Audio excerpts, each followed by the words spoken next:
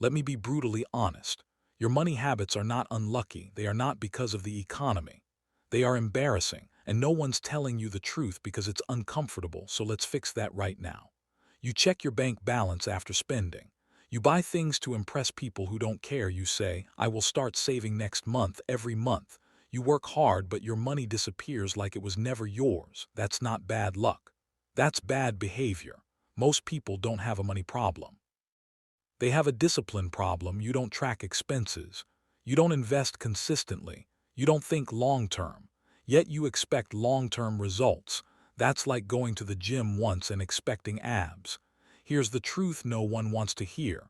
If your money habits were smart, your bank account would show it. Rich people are not smarter. They are just less emotional with money. They plan before they spend. They automate savings. They delay pleasure.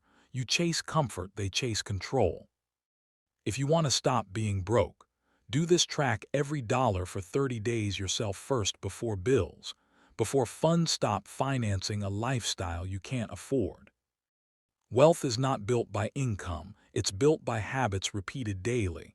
Your money habits don't have to be embarrassing forever, but nothing changes if nothing changes. Fix the habits, the money will follow.